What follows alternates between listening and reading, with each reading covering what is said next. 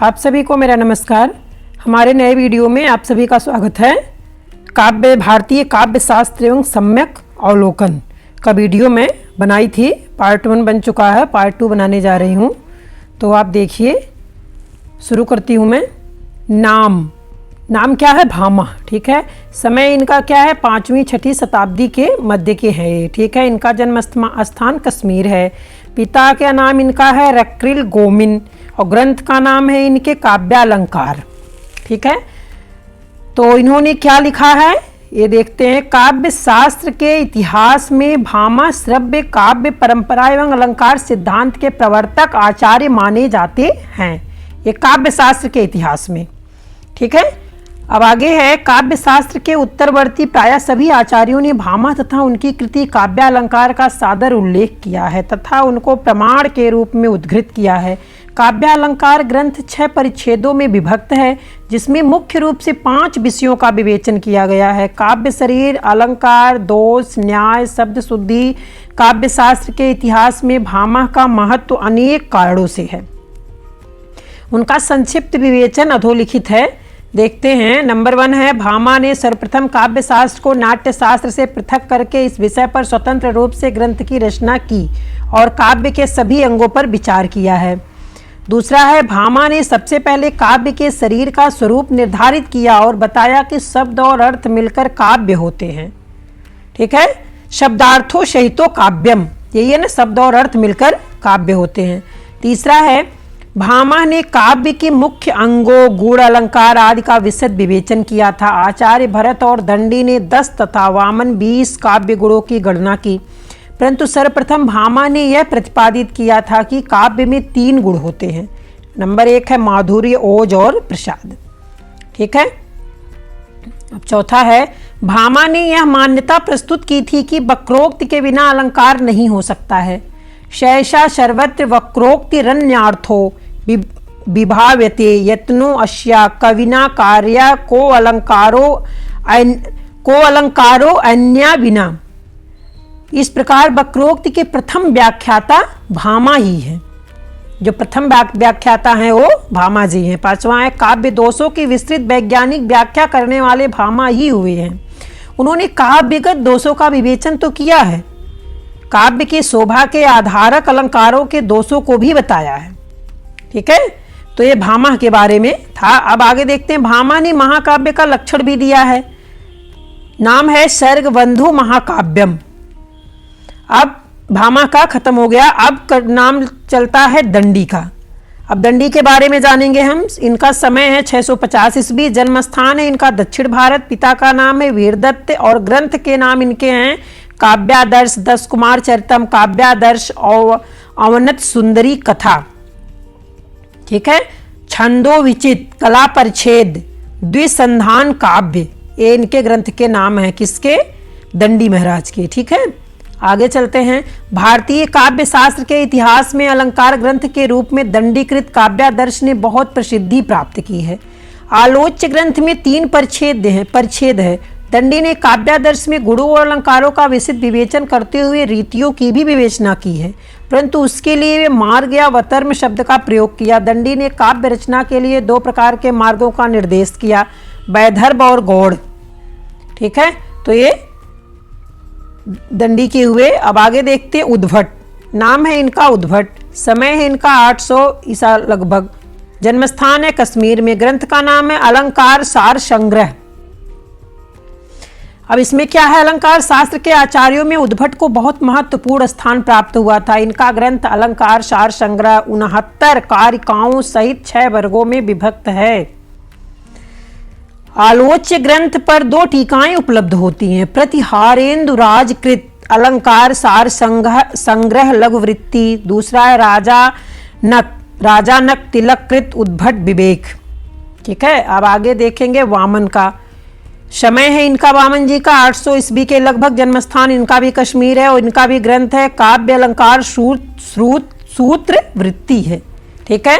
और इनका क्या था? अलंकार सार संग्रह। ठीक है।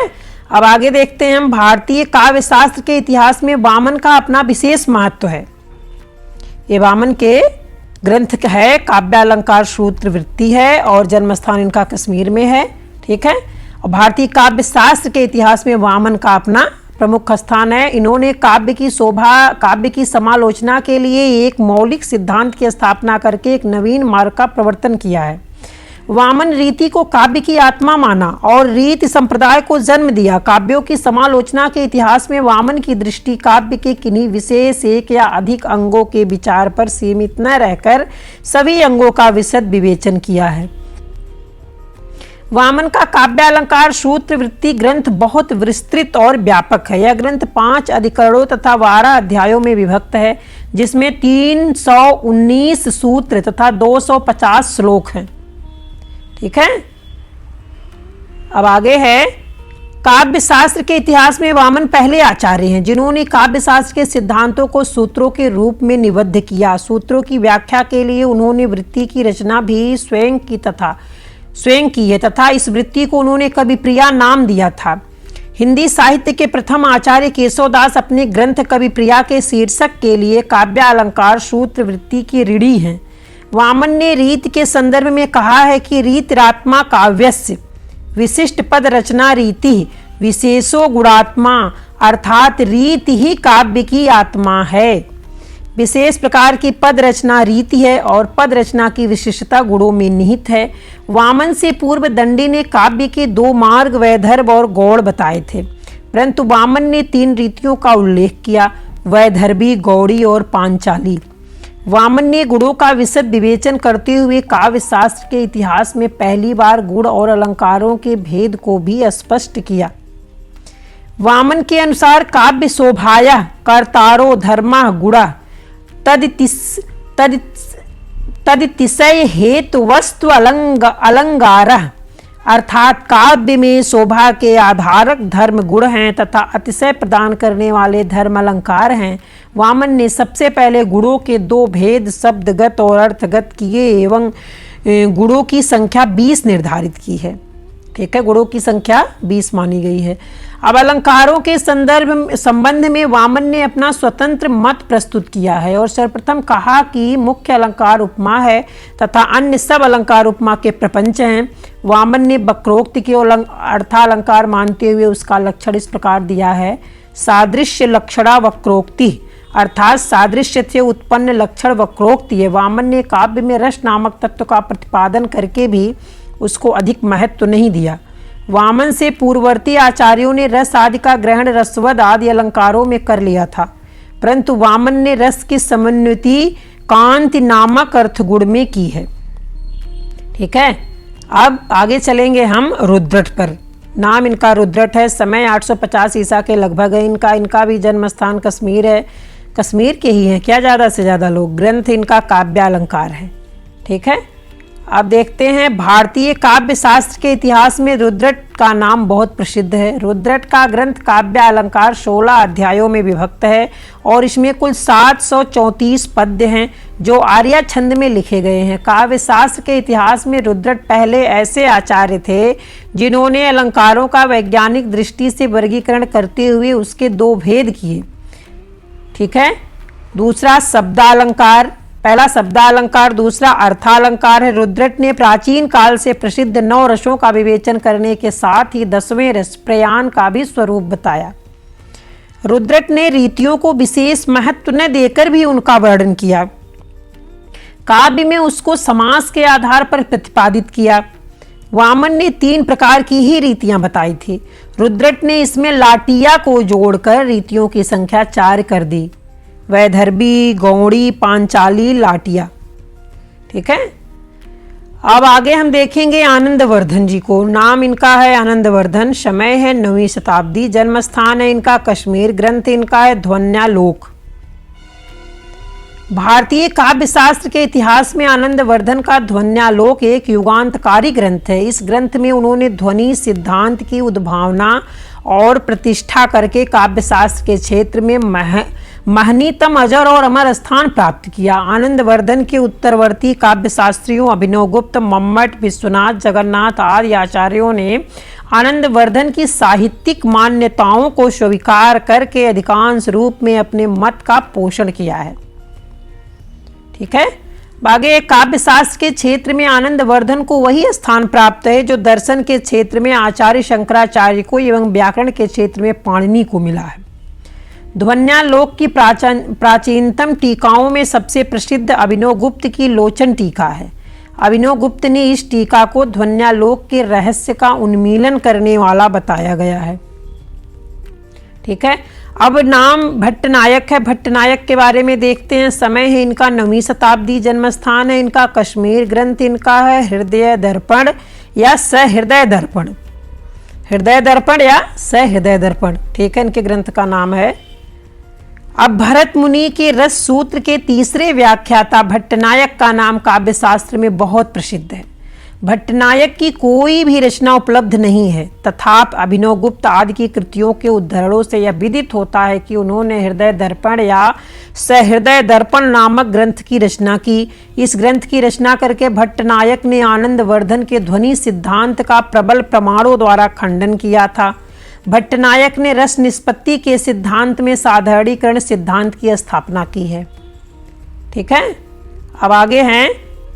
नाम है इनका राजशेखर के बारे में देखेंगे। समय इनका है 9वीं शताब्दी का उत्तरार्ध है इनका। जन्म स्थान विदर्भ है, पिता दुर्दुख है। ग्रंथ का नाम है इनके काव्य मीमांसा, कर्पूर मंजरी, विदुषाल भंजिका, बाल भारत या प्रचंड महाभारत।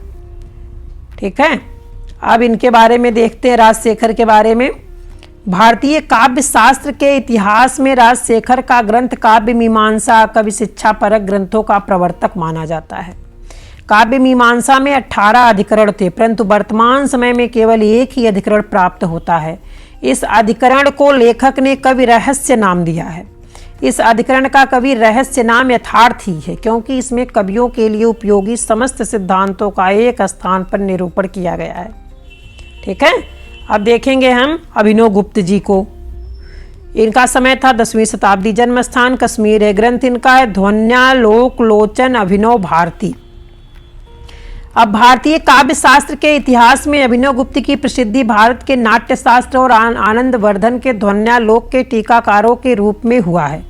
अभिनवगुप्त मुख्य रूप से दार्शनिक थे। ठीक है, ये दार्शनिक थे। इस कारण इनकी काव्य शास्त्र विषयक रचनाओं में भी दर्शन के सिद्धांतों का प्रचुर मात्रा में समन्वय हुआ। ये शैव थे तथा शिवाद्वैत दर्शन प्रत्यभिज्ञा दर्शन का प्रतिपादन किया। आनंदवर्धन द्वारा लिखित ध्वन्यालोक पर अभिनवगुप्त ने लोचन शीर्षक से टीका लिखी। इसको सहृदय लोक लोचन, काव्यालोक लोचन और ध्वन्यालोक लोचन नाम दिए हैं। इस टीका को लिखने के कारण अभिनवगुप्त को काव्य शास्त्रियों के मध्य में लोचनकार की उपाधि मिली है। अभिनवगुप्त ने इस टीका में जिन सिद्धांतों का समर्थन किया था उनका अनुमोदन उत्तरवर्ती प्रायः सभी काव्य शास्त्रियों ने किया। इस टीका में ध्वनि और रस निष्पत्ति के संबंध में विस्तार से चर्चा की गई है और ध्वनि विरोधियों के मतों का दृढ़ता से खंडन किया। अभिनवगुप्त की दूसरी टीका भरत मुनि के ग्रंथ नाट्य शास्त्र पर अभिनव भारती है, जिसे उन्होंने नाट्यवेद विवृत्ति नाम भी दिया है। यह टीका नाट्य शास्त्र के विषयों का सम्यक प्रकार से उन्मीलन करती है।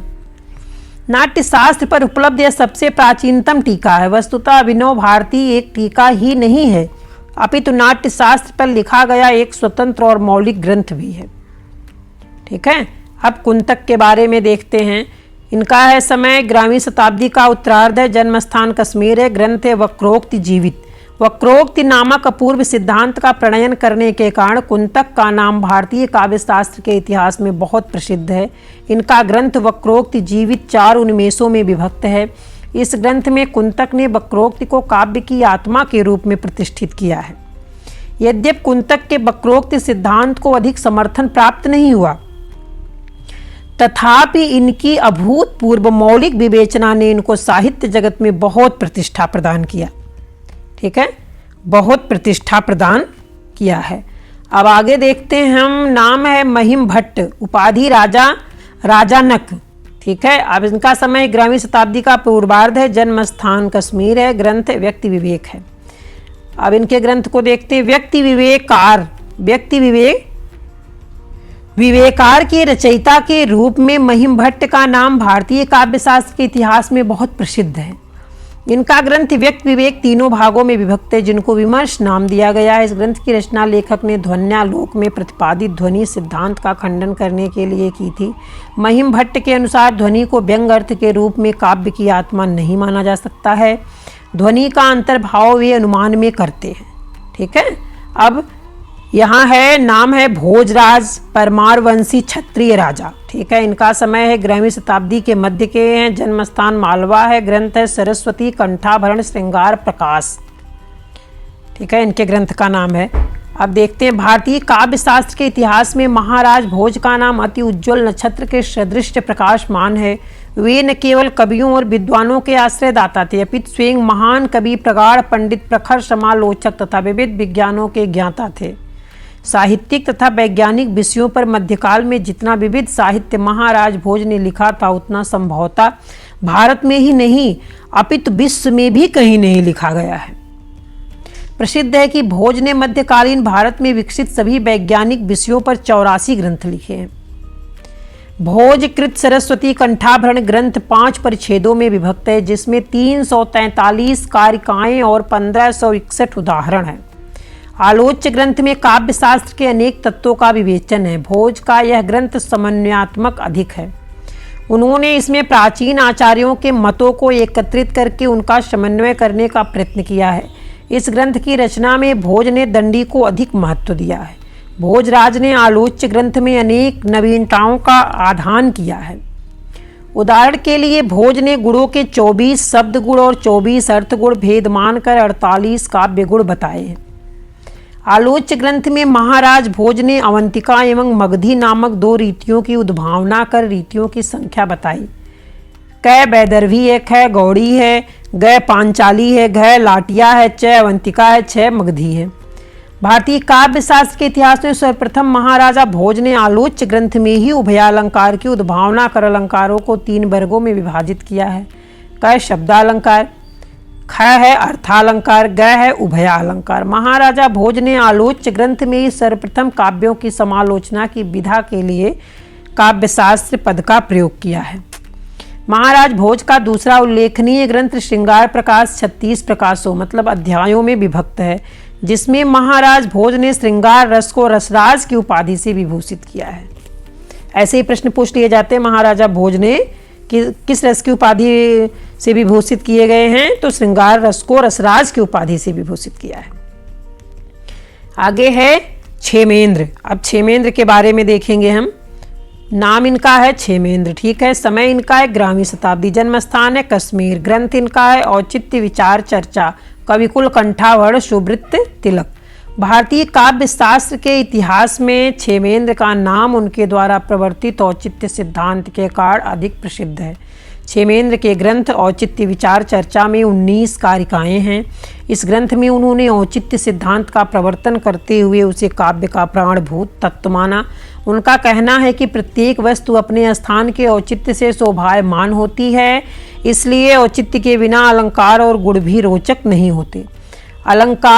अलंकारास्त्व अलंकारा अलंकारः गुणा एव गुणः सदा। ठीक है, इधर है औचित्य के बिना अलंकार और गुण भी रोचक नहीं होते हैं, तो अलंकारा अस्त्व अलंकारः गुणः गुण गुणा एव गुणः सदा औचित्यम रस सिद्धस्य स्थिरम काव्यस्य जीवितम। क्षेमेंद्र के ग्रंथ कविकुल कंठाभरण 5 संधियों में विभक्ति है, जिसमें 55 कारिकाएं हैं।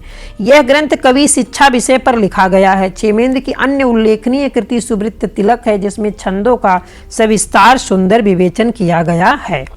ठीक है, अब इधर हम देखेंगे मम्मट के बारे में।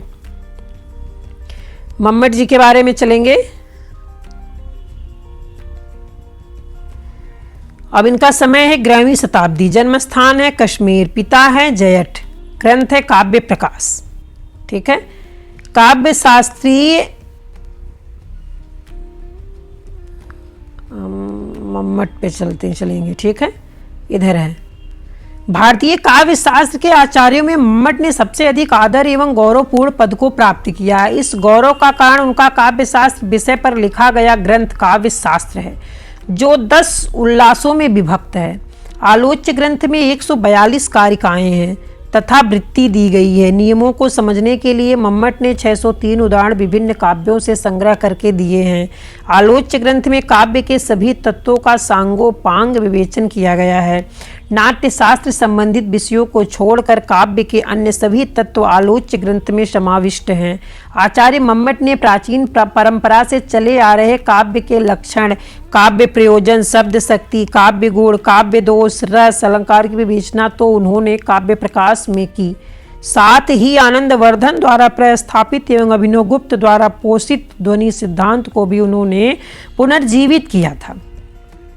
आनंदवर्धन एवं अभिनवगुप्त के अनंतर ध्वनि सिद्धांत पर प्रबल प्रहार हुए थे। भट्टनायक, महिम भट्ट आदि आचार्यों ने ध्वनि का खंडन करने के लिए ही अपने ग्रंथों की रचना की थी, परंतु आचार्य मम्मट ने इन ध्वनि विरोधियों के मतों का दृढ़तापूर्वक खंडन करके आलोच्य सिद्धांत की पुनः स्थापना की।